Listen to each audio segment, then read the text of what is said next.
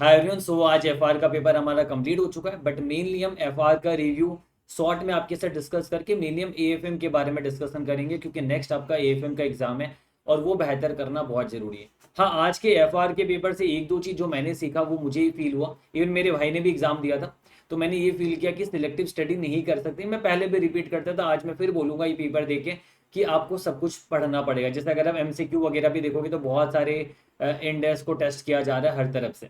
तो इसलिए आप यहाँ पर सिलेक्टिव स्टडी नहीं कर सकते। एक तो ये चीज़ हमने सीखा, और दूसरी चीज़ ये भी है कि अब एफआर पेपर इजी था या टफ था। अगर आप टीचर से पूछोगे, हम जो टीचर्स एफआर पढ़ाते हैं हमें तो देखो इजी लगेगा, क्योंकि हम कई सालों से पढ़ा रहे होते हैं। हम सभी टीचर्स को आई थिंक वो इजी लगेगा। बट अगर स्टूडेंट पर्सपेक्टिव से सोचे तो क्या पता वो इजी ना हो, तो वो ज़्यादा आप अच्छे से बता पाओगे। जो जनता है, जो मेन स्टूडेंट्स हैं, वो सारे बता पाएंगे। इसलिए हमने पोल क्रिएट किया था और आप देख सकते हो स्क्रीन पे।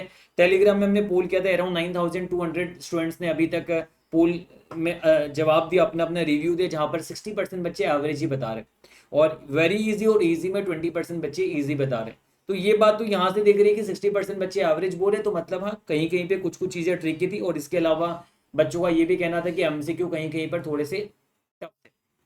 बट अभी मेन ये मुद्दा है कि एफआर के बारे में ज़्यादा डिस्कशन ना करें तो अच्छा है ना। कई सारे बच्चे ये भी पूछते हैं कि सर बता दो ये एमसीक्यू का क्या आंसर होगा। मैंने डायरेक्ट बोला कि नहीं नहीं बताऊंगा मैं, क्योंकि अभी बताने से आपके लिए दिक्कत है। तो हम ये सारा कुछ डिस्कशन करेंगे भी नहीं, और आज हम एफआर को भी गो थ्रू नहीं करेंगे।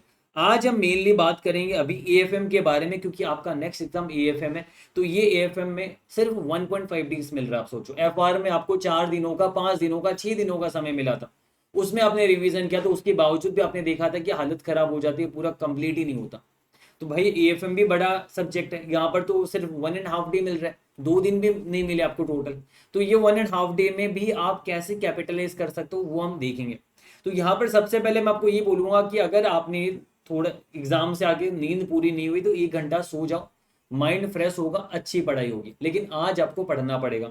तो आज मैं बोलूंगा कि सब कुछ कल के लिए आप नहीं छोड़ सकते, आज भी आपको कुछ कुछ पढ़ना पड़ेगा। कुछ कुछ क्या, अच्छा खासा कवरेज आज भी आपको करना पड़ेगा एएफएम में। नहीं करोगे तो दिक्कत आएगी। खुद से सेल्फ स्टडी कीजिए, खुद से रिवीजन कीजिए, आपका सारा पढ़ा हुआ है। अगर नहीं होता है तो रिवीजन वीडियोस का सहारा लीजिए, है ना। दोनों में से जो आपके लिए ज्यादा सुइटेबल है वो तरीका आप अपनाइए, बट आज भी आपको करना पड़ेगा। आप सारा चीज कल पे छोड़ोगे तो कल आप पैनिक कर जाओगे, दिक्कत करेगा। तो मेरे हिसाब से आज आपको क्या करना चाहिए, वही थोड़ा सा सो जाइए। सोने के बाद आप, मैंने पहले भी बताया था एक वीडियो में, अभी फिर बता रहा हूं मैं, आज आपको 4-5 चैप्टर तो आज आपको खत्म करना चाहिए आज रात में।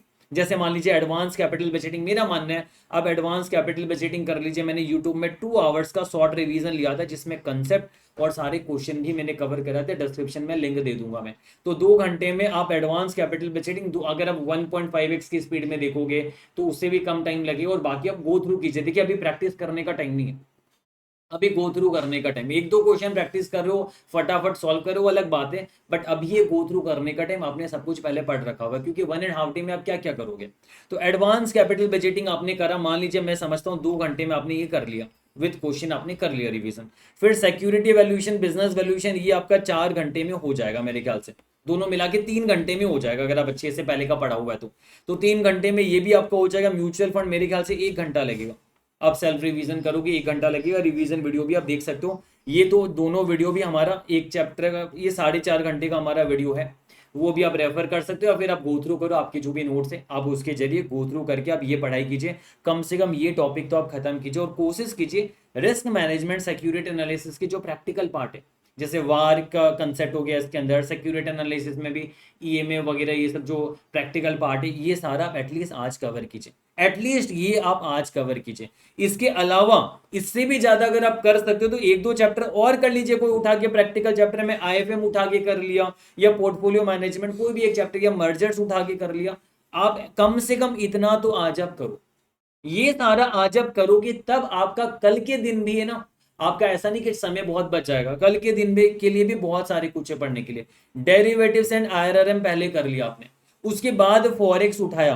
अगर आपको लगता नहीं सर फॉरेक्स हमें डरा देगा, क्या पता, है ना, क्योंकि मुझे फॉरेक्स बहुत इजी लगता है, बहुत सारे बच्चों को फॉरेक्स बहुत इजी लगता है, तो बहुत सारे बच्चों को फॉरेक्स टफ भी लगता है। तो वो पता नहीं ना कि किसको, आपको क्या लगता है। अगर आपको लगता है फॉरेक्स टफ है, मेरे से नहीं हो रहा है, तो ठीक है, लास्ट में कर लेना इसको, अभी के लिए छोड़ दो। अगर आपको लगता है नहीं सर फॉरेक्स तो आपने पढ़ा है बहुत इजीली हो रहा है, तो आप पहले कर लो। ठीक है, ये करा। फिर उसके बाद फॉरेक्स में करेंसी फ्यूचर एंड ऑप्शन किया, आईएफएम भी साथ में कर लेना फॉरेक्स के बाद बैक टू बैक, ये करा।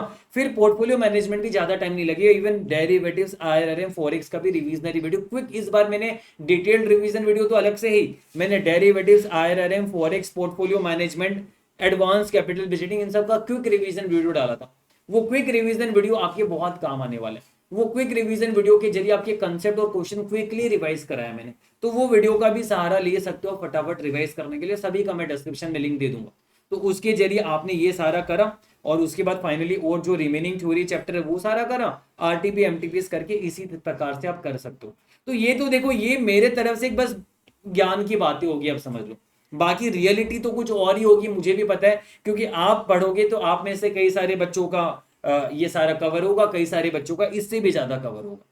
और अगर आप अपने अकॉर्डिंगली थोड़ा सा आगे पीछे चेंज करना चाहते हो तो वो आप कर सकते हो, बट ये अल्टीमेटली आपका जो प्लानर जो रहेगा, वो एएफएम का प्लानर ये रहेगा कि आप 3 तारीख को बेकार नहीं कर सकते। ये जो आज का दिन है 3 तारीख, ये 3 तारीख को आप बेकार कर दोगे तो दिक्कत आ जाएगी। तो आज का दिन को कैपिटलाइज, आज की रात, दिन तो मैं क्या बोलूंगा, दिन तो खत्म हो चुका है, आज की रात जो है वो कैपिटलाइज होना बहुत जरूरी है, ये ध्यान रखिएगा। तो अभी से ही बैठ जाइए अच्छे से, है ना। और ये सोचिए कि कल ही एग्जाम है, तब पढ़ाई होगी, देखना अच्छे से। ये सोचो कल ही एग्जाम है, 50% पेपर कल ही देना है, और आज हमें 40% एटलीस्ट मिनिमम आज ही हमें कवर करना, तब जाके हमारा एग्जाम डे तक सब कवर होगा। और ये तो आपने देख भी लिया कि हमें, और देख लेना एएफएम में भी मैं आपको एक बात अभी बता रहा हूँ, नोटिस करना, एग्जाम में आप देखना प्राय सभी चैप्टर से क्वेश्चन पूछे जाएंगे, आप देख लेना, सभी चैप्टर से क्वेश्चन पूछे जाएंगे, हार्डली कोई 1 या 2 चैप्टर हार्डली छूटेगा, ऐसे सभी चैप्टर से ही क्वेश्चन पूछेगा, चाहे वो एमसीक्यू में पूछो या डिस्क्रिप्टिव में पूछो। तो इसलिए कोशिश करो कि मैक्सिमम कवरेज करके जाओ, सब कुछ करके जाओ। और एफआर के बारे में पूछना बंद कर दो, एफआर के बारे में आप सोचना बंद कर दो। एमसीक्यू वगैरह का डिस्कशन हम एग्जाम के बाद भी कर सकते हैं, पर अभी नहीं करेंगे। अभी आप सिर्फ सोचो एएफएम के बारे में, और एएफएम को फटाफट खत्म करो, टाइम नहीं है आपके पास ज्यादा, तो वो टाइम आप एएफएम में कैपिटलाइज करो, ताकि एएफएम में क्या पता आप 70+ स्कोर कर लो, है ना। आगे के बारे में सोचो आप, ठीक है। चलो, ऑल द वेरी बेस्ट, और अच्छे से एग्जाम दीजिए आप, और जो भी रिवीजन वीडियोस वगैरह रहेंगे डिस्क्रिप्शन में लिंक आपको मिल जाएगा।